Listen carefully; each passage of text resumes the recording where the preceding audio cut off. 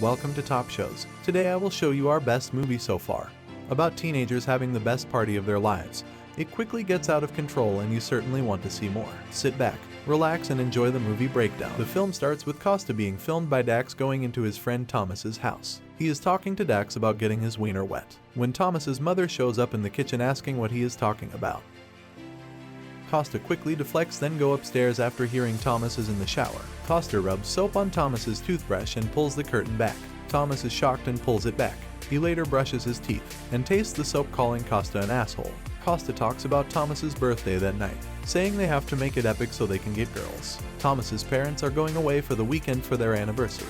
His father lays down ground rules. He can have some people over but only a handful. No one goes into his office. He doesn't mess with the swimming pool, and his Mercedes Benz is off limits. Dax spies on Thomas's parents talking. His mom is worried about leaving, but his dad saying they don't need to worry about Thomas because their kid is a loser. Thomas blows out his birthday candles and his mom gives him the keys to the minivan as a gift. Costa mocks it, but Thomas says at least he has a car unlike him. They drive up to school. On the way, Thomas is starting to freak about the party, and Costa tells Thomas not to bitch out. They need the party to be big so they can have popularity for once. We see why they are so worried about being popular. Thomas, Costa, their pal JB, and Dax are social pariahs, invisible to the popular kids. They just want to be noticed, especially Costa. If you fuck this up for us, I swear to God I'll stab you, Costa says. Thomas relents but says only 50 people max, just enough to be cool. In class, Costa ignores Thomas's demands. He sends out a mass text about the party to everyone in the class. The news of the party spreads like wildfire. Costa goads Thomas into asking Alexis, the hottest girl in school, to the party. Thomas seems to charm her. Thomas, JB, Costa, and Dax head to the supermarket to buy supplies for the party, and Costa shoplifts some condoms and small bottles of liquor.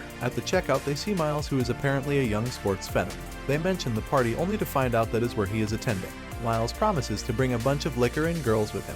The group heads out to buy drugs. Costa says that he does not have sex with a girl with big titties tonight, he will drown himself. JB just wants a blowjob or to finger a chick, showing the guys numerous ways to do it. Thomas, Costa, and JB head to the house where Costa's drug dealer T-Rick lives. He invites them inside and they buy some pot.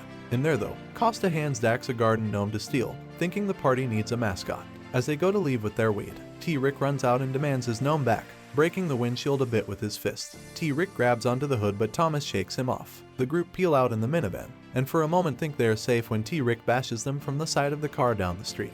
The group gets home to find out Costa hired two 12-year-olds, Everett and Tyler, to work security for their party. Thomas is shocked by it, but Costa says they are badasses. Costa and JB go around the neighborhood, telling everyone that a party will occur and that they will try their best to keep it down. Thomas comes out and finds out Costa bought a bouncy castle for the party and got a few other inflatables. He also got a few signs for the pool that say naked women only. Meanwhile, JB tries to work out on a treadmill before the party. Costa up the speed and makes him fall off it hard. 9 p.m. the party starts and it's just Dax, Thomas, JB, Costa, and Kirby there. Nobody has showed up and Thomas feels foolish. Costa tells him to calm down. JB comes down with a suit on. Kirby says he is totally getting laid tonight. They hear a bunch of car doors shut and look outside. People are showing up. A bunch of people, including Alexis. The party starts to get hopping. A montage ensues of people drinking, dancing, and having fun. Somebody finds Thomas's dog Milo and ties him to a bunch of balloons, getting him high in the air. Thomas sees this and with Kirby's help, pulls him back down. They enter the house and put Milo in his dad's office. By this point, the security Everett and Tyler have been unable to keep people out of the house. Thomas tries to get people out but they just cheer him when he tries to say something. He lets it go, assuming nobody will mess up the house much. A few minutes later, Miles arrives with a bus full of hot women. JB is stunned speechless. Roger, one of the parents Costa spoke to, arrives and tells them unless they shut the party down, he will call the cops. Everett uses a taser on him and Roger punches him. Roger storms off pissed. Back in the backyard, Costa jumps into the pool in his underwear and causes Thomas to fall in as well. A girl tries to get in and Costa points out the naked women only sign. To his utter surprise, she complies, taking off her top. Every girl who gets in goes topless. Thomas and Costa are shocked by the sea of flesh around them. JB tries to talk to a chick while she shotguns a beer. JB tries to do the same but it just explodes all over him. Thomas gets a text from Alexis saying she wants to do birthday body shots with him. Costa replies he will write down. Thomas finds Alexis and she wipes some lime and salt on his neck, then makes him put the lime wedge between his teeth. She licks his neck, then grabs the lime with a kiss, giving Thomas a chance to make out with her. Costa tells him his parents are calling him. Thomas races to the study to take the call. He runs into his dad's office and takes it on speaker. His dad berates him for missing calls on his cell, but Thomas lies and says he was in the hot tub. His dad warns him again not to get too crazy, and Thomas says he is actually going to bed in a minute. His dad hangs up and Thomas sighs relief. Costa is radioed by Everett that Roger is arguing with his wife about calling the cops. Thomas is dancing when Kirby finds him and pulls him away upstairs to his bedroom. She gives him her present, a photo of them when they were younger before Costa moved into town. Thomas suddenly kisses her and says he made it awkward. Kirby says it is okay. Everett returns and knows the cops are coming. He ushers everyone to the back and tells them to stay quiet. The cops arrive and Thomas and Costa downplay the party. The cops want to look around, but Costa uses the law to his advantage, saying they cannot search the premises without just cause. The cops back down, tell them to keep it quiet and that they don't want them to come back there. They see the cops pull off. Roger gives them the finger and Costa gives it to him right back. They return to the backyard where everyone has stayed crouched and silent until the cops left. To the break of dawn, Costa screams, everyone cheers and the party resumes. By this point the party is really out of hand. Miles takes T-Rick's gnome and destroys it with a basketball bat. It explodes, revealing it was hiding ecstasy tables. The partygoers proceed to take them. Costa goes back outside and makes everyone sing happy birthday for Thomas. A dwarf is in the kitchen causing trouble. A few guys throw him in the oven. Thomas is talking to Kirby, who is in the pool. Kirby tells him she is having a good time and Thomas says it has been one hell of a party so far. Costa hears about the dwarf in the oven and races to the kitchen to free him. Costa apologizes, but the dwarf is beyond enraged and proceeds to punch Costa, JB, and several other guys in the nuts. Thomas finds them and ribs them for it. The three sit lay down to decompress for a minute.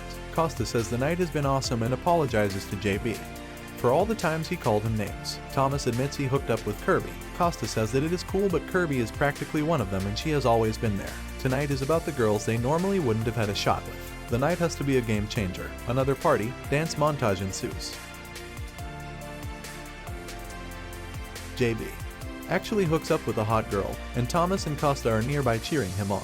Thomas is pulled aside by Alexis and they go up to his room. Everett is the bathroom filming. Alexis strips to her bra and panties and they proceed to make out. When the door opens, Kirby comes in and is shocked that Thomas would be with another girl after what happened earlier. Kirby runs off. Thomas races after Kirby and tries to apologize, but she is having none of it and leaves. So does Alexis, mad at what Thomas did. Thomas, high, drunk, and somewhat sad by the turn of events, stands on the roof and watches the madness below him. Costa and JB come up and join him. They hear a news chopper who surveys the party. Thomas looks up at the chopper and gives it the middle finger. The crowd sees the three and cheers Thomas's name. Thomas jumps off the roof into the bouncy castle that deflates some to the cheers of the crowd.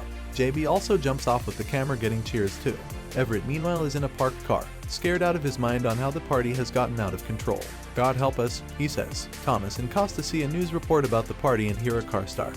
The car is Thomas's dad's Mercedes that drives into the pool to his absolute horror. It turns out that the driver is the dwarf. Suddenly, the police with riot squads and SWAT show up trying to stop the party, though they conclude they can only let it burn out before they can move in. This is where things get really bad. Thomas sees fireballs out front. A man with a flamethrower is torching his house in the neighborhood. Costa realizes it is T-Rick looking for his gnome. Meanwhile, police have no choice but use live ammo, piercing his gas tank. It explodes, catching T-Rick on fire. He runs into a nearby trailer at another house, where that too explodes. The fire department has sent water helicopters to put out the blaze that is now consuming the entire street, and police are using flashbangs, tasers, and mace to disperse the crowd. Thomas, Costa, JB, Thomas's dog Milo, and Dax run as well. Everett and Tyler are with them and plan revenge on Roger for calling the cops. Costa tells them to shut up and go home. Costa doesn't pay them, seeing as the house was destroyed. He does note that no matter what happens, they had one hell of a night. Dax heads off as well, as Thomas sits in the school bleachers with his dog trying to figure out he can get out of the mess he is in. The next day, Thomas is in the backyard with his father, apologizing profusely for what happened. His dad angrily berates him for the damage caused by the mess, saying it will wipe out his college fund and probably land him in jail to be tried as an adult. His dad says he never knew he had it in him. Thomas says sorry again. His dad, dropping his anger for a moment, says, "No, I meant I didn't know you had this in you."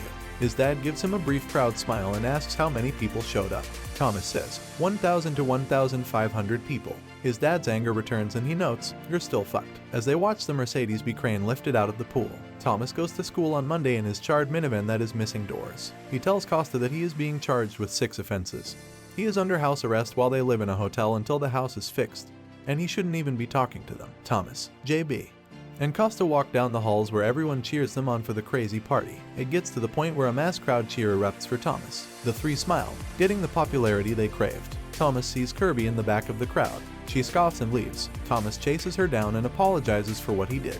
Kirby said he really hurt her. Thomas says he was sorry, saying he didn't know how to deal with it. He notes that he destroyed his house, bankrupted his parents, and put his future in question, but the only thing he wants to fix is his relationship with her. Kirby sees he is genuinely remorseful and forgives him. They kiss and Thomas asks if they are cool. "I never thought you were cool," Kirby jokes. Thomas was tried and found guilty on 3 charges of the 6 charges that included disturbing the peace and inciting a riot.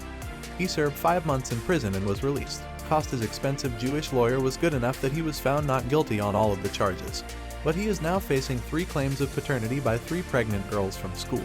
JB. S. parents convinced the court that he was a special needs child and was not fit for trial. Unfortunately, he had to ride the short bus for the rest of high school. Dax is currently being investigated for the disappearance of his parents and he still lives alone. The film ends with Costa being interviewed on TV. Costa takes offense that the party was considered as one of the greatest high school parties ever. Costa says it was the greatest high school party ever and says the attractive newscaster can make it up to him by attending his next party. Wear something tight-fitting, Costa says. The end. If you would like to see more videos like this in the future, don't forget to subscribe.